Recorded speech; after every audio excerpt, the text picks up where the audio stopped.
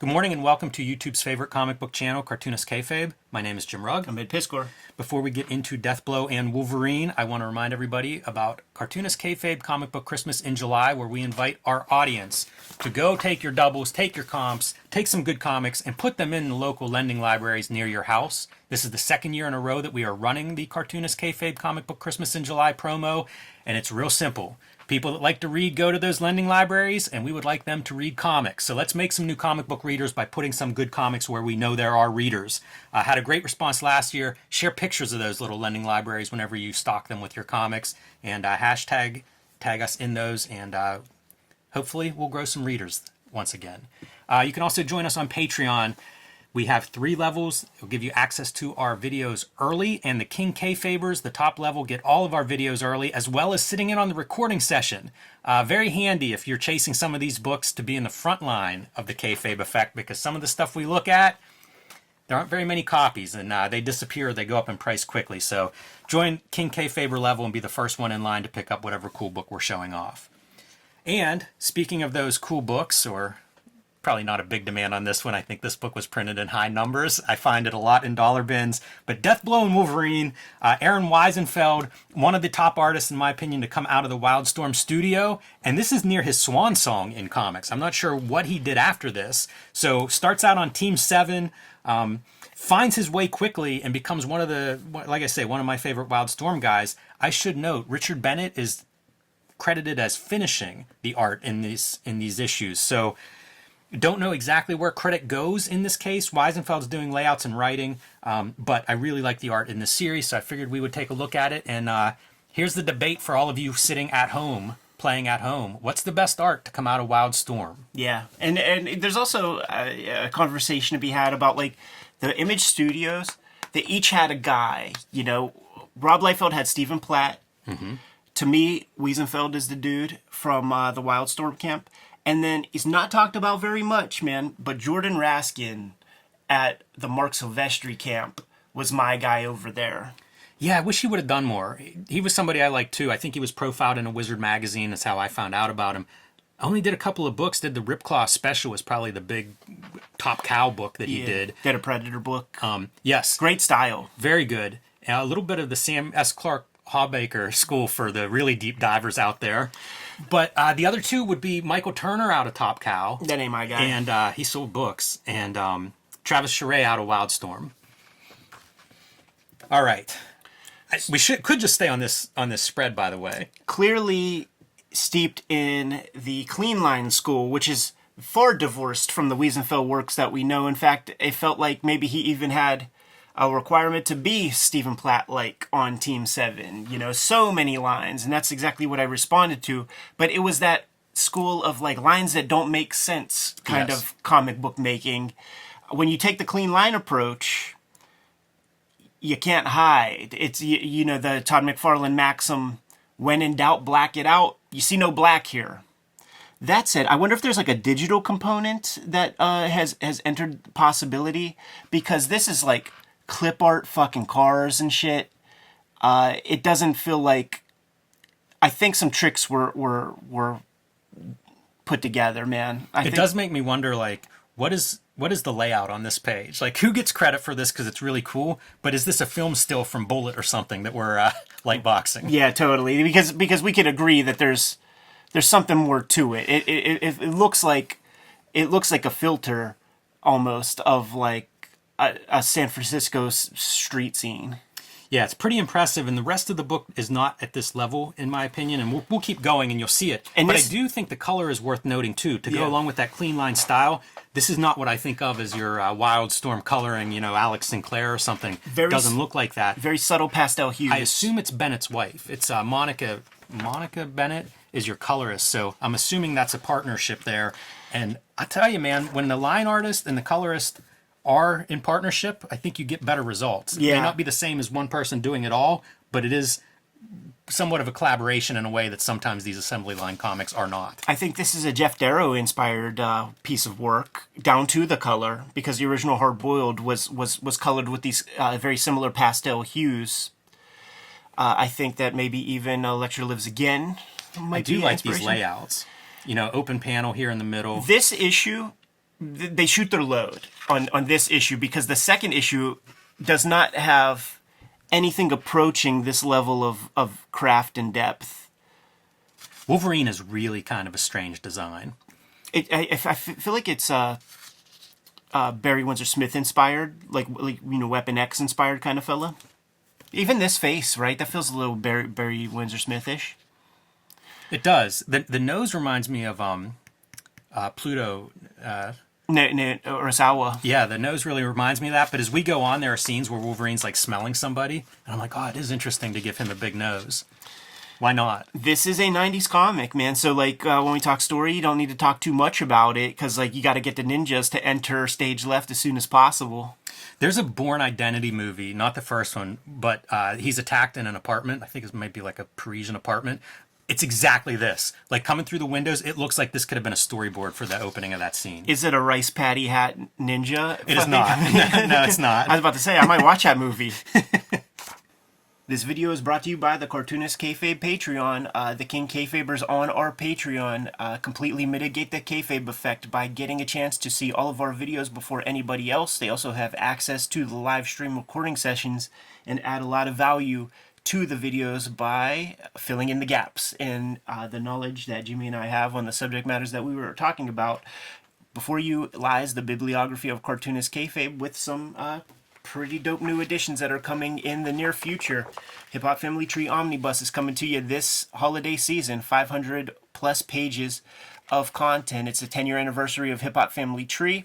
It is the 50th anniversary of hip hop. I put 140 pages of new material in this book to make it a completely new and substantial experience. Not the only holiday book that I'm presenting to you this year, 2022. X-Men Grand Design Trilogy is coming out in November, in time for the holidays, collecting all of my X-Men Grand Design works.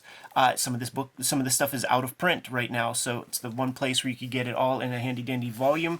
And Red Room Crypto Killers is out there. Murder on the Dark Web for Fun and Profit is the name of the game. 2 issues out there right now. I encourage you to get issue number 3 of Crypto Killers, because that's going to be the first appearance of my next comic strip set of characters.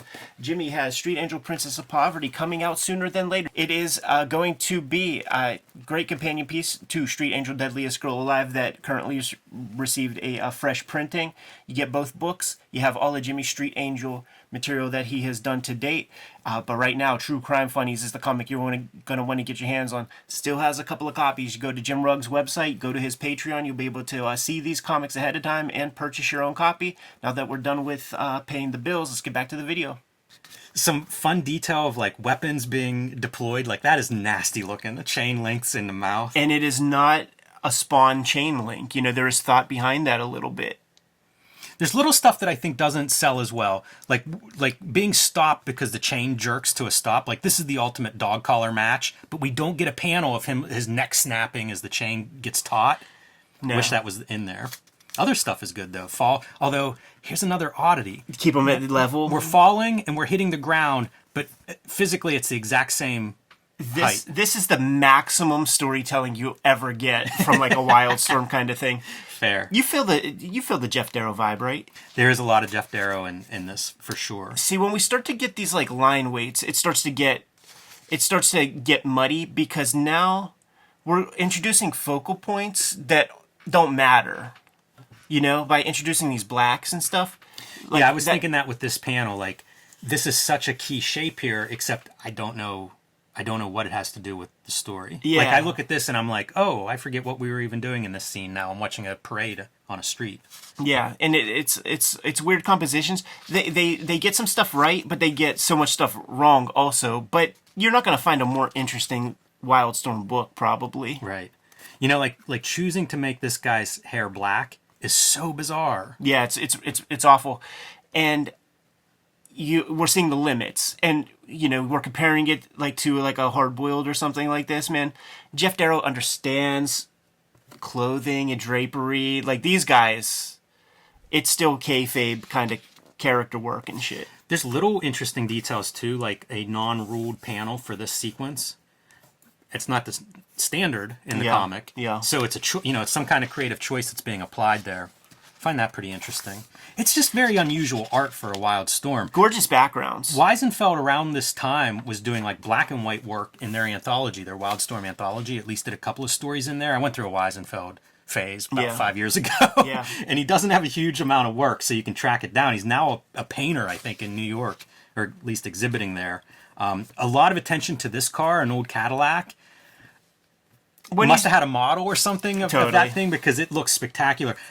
Man, you mentioned like some kind of digital component. The one that I would see would be like if you had a 3D rendering software that you could put this car in a bunch of positions, because it looks very accurate. Yeah, that's what they're doing. And like with all this stuff, they're just taking the time to this is trace a ridiculous off one. Because 30 feet off the ground? Flying cars, baby. Man, that would leave a dent whenever it hit. That's a heavy, heavy car. These guys could take it. And then I love it. We end up back at the ad house. Yeah, Chris Pitzer's house. Deathblow living in a very modern style house there. It has no feminine touch, though. It's a really strange bunch of details. Like even Deathblow's outfit is kind of bizarre. It is, man. It looks like he might be undergoing some treatments. Yeah, it's very peculiar. Going through Wolverine's wallet. There's page after page of good looking stuff in this, especially this first book. Yeah, it doesn't hang together though. But it is odd. Look at that, dude. Lots of black on that to give you like a big kind of climactic shot. Yeah, you want to do this thing of like suddenly there's a headlight in his face. But how do you do that whenever this is the color? Whenever there's not a shadow to be found. Right. But slowly, but the sun's going down. You know what's fun, man? That's Weisenfeld. You know what I mean? Like that's the Weisenfeld lines that we know. There's something to say about the clear line, and there's a way to make it boring, and they succeed at that. They succeed at making it boring. I do think it has to do with ruling it. Because Hergé doesn't rule his shit. That's interesting. If I were going to make this boring, I wonder if it's a palette thing. You know, like once in a while they'll add some black and it'll really pop. Yeah. Imagine if they added a saturated color here and there. You know, like the palette's very subdued. You're right. Like it's almost like it fell in a bucket of bleach. Yeah, you're right. Like one of the kind of like rules of color theory is like to have a focal point with the color, and it all, you know, it's the same kind of candy bowl except it's all Easter candy. It's like those almond covered, like chocolate covered almonds that you get in your Easter basket. I just had some of those Jordan almonds. Yeah. I just had some Jordan almonds this past weekend. That's the palette of this comic. Is this issue 2? This is issue 2. So color changes here. Look at what a difference it is. Yeah, from issue 1's opener. They shot their load all over that really one. Did. They really and they're did. like, you know what, dude? Nah, I ain't going to do that a second time. That is just a dramatic difference, Ed. Because you know what it is? Like, I mean, they swiped from a photo and just traced a bunch of shit. But here you got to actually use some imagination and do some labor, and that just ain't going to happen. Yeah, it's a strange. It's a tough angle too. This is 1996. We've been covering Wizards in 1996, and middle of 96 they start talking about crossovers between Marvel and Image. So this is late 96, and they're just going for that crossover. You know, whatever we can do to sell books. There's a slight quietliness to stuff like this. You know, like his authority faces, that era. Weird digital effects in the back. I like whenever the artists are drawing those effects, like they're being stretched through some kind of portal. So that part's kind of fun art-wise. But it's funny because like the digital coloring's probably not there yet. Swirl. Yeah. Swirl template. And here we go back to something pretty interesting looking. They're in this library, this mystical library, and you can see like we've almost returned to that detail. If you look closely, hatching the tiles on the floor, like individually hatching those tiles. It's very much like Art Adams would grow into that kind of position. Yeah, I can see a lot of Art Adams here. We've seen some of his images where like you get the inside of an apartment and it's kind of like this perspective and just loaded. So this hatching, this is not Scott Williams hatching, it's Gerhard hatching. You know, with a tech pen. Yeah. At the exact 90 degree and acute angles. Oh, and we get a backstory. So it's just a different comic now, you know? Like that clean line approach, I bet it took forever. And they couldn't sustain it. Now they're chucked back through that whatever teleportation thing. And I kind of like this. Look at that for your directional device across 2 pages of like laying out all your weapons and things. Purely unintentional, I'm sure. Good proportions between Wolvie and Deathblow, huh? Yeah, Wolverine's definitely shorter. Man, that's a big arm. I was like Could have looking done at a wrestling comic with this how guy. that stuff stretches and stuff. But like you could see it, it's like when you do the clean line, every line has to make sense and stuff. You could see like he doesn't quite know how the hand anatomy works. And I'm not dissing because I have to look at something myself, but it's noticeable. So now this basically just looks like an Image comic, and like I mean that's sick. But like this stuff, that's just the Image comic. You know, there's no good drapery. Man, when you talk about like Static. going back to Hard Boiled, I feel like even like clothing wise, this is almost Nixon. Yeah, totally. And it's making me wonder if they're using even poser programs for I just stuff. don't know of that stuff being out in '96. It may have been, but like it's 100% pretty cutting was. edge. Like literally, there was a program called Poser. It might have been cutting edge, but it wasn't that big of a deal because like we had it in our high school in 95, in 96, 97. So it existed, and these guys have more money than fucking Still Valley High School. So Right.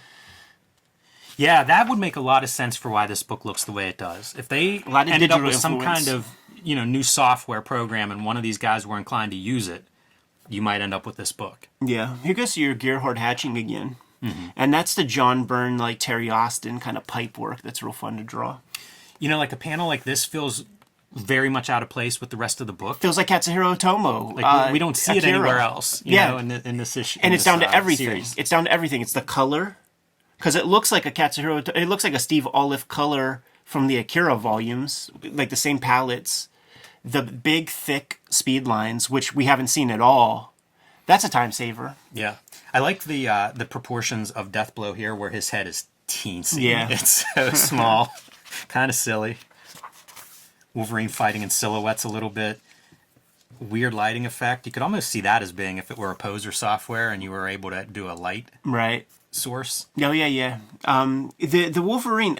I wonder if there was I forget the title, X-Men Prime, something like that, X-Men Unlimited, where it's a very famous kind of Brian Hitch cover when he starts to get little bits of work with Marvel at the beginning. His Wolverine is very much like this and had that kind of pugilist nose. I think there was a Punisher Wolverine crossover that had a Wolverine that kind of resembled this. And the Kubert Wolverine, he gets the big hair like that. Yeah, it's a very different look for. I mean, this was not my Wolverine. And I Sure. was reading Wolverine just a couple years before this. God bless him, they get the guns all right. Little homage to Frank Miller here. Oh yeah, totally, man. And I feel like you would know who would like play that guy in a movie. It would be that guy from Big Trouble in Little China, or like the dude from Revenge of the Nerds that teaches that one gross nerd how to hawk a loogie. It's incredible, like how fast. Like a page like this looks like there was a deadline. Oh yeah, we're there now. Oh dude, we're fully in Electra Lives Again mode. We're Yeah, there, it's dude. bizarre. This is another one where I think like the lack of blacks, it really makes that pile of figures just be a gray mass. Yeah. Yeah, this whole comic is kind of bizarre. Like margins are a different size on this page than this page. Right. Do you think that's intentional? Like it just doesn't seem like it, like this is again consistent margins here, but this page almost like they printed it at the wrong size. Right. And they have panels that full bleed and pages that full bleed, so I don't think that was the issue either, but yeah, it's strange. I like this is almost a cross section of panels inside your building. Right. It's kind of a cool setup. I'll give Weisenfeld, layout artist, credit for that one. And Wolverine's mad at this girl, man. She wasn't honest with him. She set this whole adventure up, and she should have just asked him for help. So he's leaving, and she's crying. Like that point of view. Yeah, it's pretty wild. It's sort of boring. Oh yeah, can we give me issue 1 real quick while we wrap things up? And you know how we always talk about like pull the tires off the ground, man, for speed. There's an example of like terrible version of that. Especially when you're cheating and using photos or programs and stuff. That is the most static image I've ever seen when it comes to a speeding car. And even That's a parked car, and we don't see anybody driving it. So this word is from... No. I'm saying it looks like a parked car. Oh, yeah, like it's yeah. so static looking, but there's no clearly driver moving there. here. Right, yeah, because it's clearly moving here. And you might have been able to get away with that a little bit if you tilt these guys even further or something. But that is as static as can be. That happens a lot with vehicles. With the cheating. You know, like if you're going to photo ref a vehicle to that point, like it can be hard to get the motion in there. And that's the beauty of Darrow, you know, and like those guys, because like they do good work earlier, you know, like they get it off the ground a little bit. They take a different photo of their Franklin Mint models. This is a fun bit of storytelling, right? Somehow Deathblow gets thrown. Not clear exactly how he goes from here to here, but thrown out of his window into the car, picks himself up, and then drives the car in. Love it. Love that as like your little 5-panel action piece. So, Deathblow and Wolverine. The back matter is always interesting in these kinds of books from a time period. So you get like J. Scott Campbell art being sold relatively cheap. You know, all the pages. I think $4.50 is your most expensive page. This is from Gen 13. 13, which had the crossover. So the Spawn page is a big one. Bone, only $2.25, one of the cheaper ones. Those would be pretty nice to add to the collection. Those 10x. These are fun, yeah, for sure. There's also an article about the way Wildstorm Studios is set up, like which offices, you know, basically walking you through a virtual tour through Wildstorm studio space. Fun. And, you know, you always see like whatever ads are being pushed at that time. Here's your creative team. Is that an ad for the issue that you just bought? Or oh no, that's the contents page. I was going to say with the 90th of letter typesetting. Totally. You know, where you're putting these white letters with fine lines and outlines on top of very busy background elements. I love it though. It's such of a time period of the 90s. But Deathblow and Wolverine. I got no problem going through, try to find the best art books from each of these studios, and let's look at them if you want to do more of these kind of videos. Sounds good to me, man. I got to dig up those Raskins, though, man. Good to go? Yes. Kayfabers, like, follow, subscribe to the YouTube channel, hit the bell so that we can notify you when new videos are available. Cartoonist Kayfabe Comic Book Christmas in July is coming. It's going to be the last Saturday in July, and we're taking a bunch of our comic book doubles. We're taking a bunch of our comp copies that we got from the publisher. We're stuffing them into free little lending libraries in our neighborhoods. We're snapping pics. We're sharing it online. We encourage you to do so as well. We'll repost as much of that stuff as possible. It's a happening. It's a big deal, and it's the second time we're doing it. Got about 1,000 people participate last year. Let's double those numbers. Let's triple those numbers. Let's get 10,000 people to dump comics all across the country. Fantastic way to grow new comic book readership. The videos are also sponsored by the Patreon. King Kayfabers on the Patreon. Get all of our videos before anybody else. A lot of them are hanging out. About 3 dozen hanging out with us right now in the chat room. So they get access to everything. Mitigates the kayfabe effect for those people. They get the cheapest copies of the comics we talk about on the aftermarket. Ultimately, the videos are brought to you by the books that we make. Jimmy, tell the people what you have going on. True Crime Funnies is my latest comic book. I self-published this, and now I'm selling it on my website, jimrugg.com. If you haven't gotten a copy yet, you can get one there while supplies last. 3 nonfiction stories, including 2 about wrestling history. So check that out if you like true crime, wrestling, my comics, whatever the case may be. Also, Hulk Grand Design, Plain Janes, Street Angel Deadly Squirrel Live, all available in print right now. And coming later this year, Street Angel Princess of Poverty from Image Comics. This will collect all of the Street Angel comics that are not in Deadliest Girl Alive. So get both books. They'll look nice as a set on your shelf, and you'll have all the Street Angel comics to date. Hip Hop Family Tree Omnibus is coming to you in time for the holidays, man. It is going to collect the 4 volumes of the Hip Hop Family Tree series I put out. It's the 10th anniversary of Hip Hop Family Tree. It is the 50th anniversary of hip hop as a culture. Scoop this up, put in your pre-orders. We had to start printing those. Look, I can see my reflection. Yeah, it's kind of cool. Rubber Johnny. We had to hit the print button on these suckers. So we had to guesstimate, which means get in early, get in often if you want copies for Christmas time. That's not the only holiday season book that I have coming out. The X-Men Grand Design Trilogy is forthcoming. This is going to be a trade paperback that includes all 3 of my X-Men Grand Design Treasury editions, and some of those are out of print at this moment. So this is the way to get them all in one kit and caboodle. The comic I'm working on these days, Red Room. 2 issues of Red Room Crypto Killers are out there right now. There are 2 trade paperbacks of the previous seasons of Red Room out there. One called The Antisocial Network, the other is Trigger Warnings. Murder on the dark web for fun and profit is the subject matter of these comics. Each issue completely self-contained, and it is wrapping up soon. I encourage you to grab Crypto Killers 3 when it comes out, because that is going to be the first appearance of the characters, more or less, that I am focusing my attention on with my next project. So we'll be making those announcements shortly about that series. But scoop up Red Room Crypto Killers 3. Definitely get your hands on that if it's the only one that you grab. Jimmy, there are some other ways for the Kayfabers to support the channel. Let them know. Subscribe to the Cartoonist Kayfabe newsletter at the links below this video. You can also find Cartoonist Kayfabe t-shirts, merchandise, hats, mugs, stickers, and more at our spread shop, including our all-new design featuring the masked wrestler Cartoonist Kayfabe.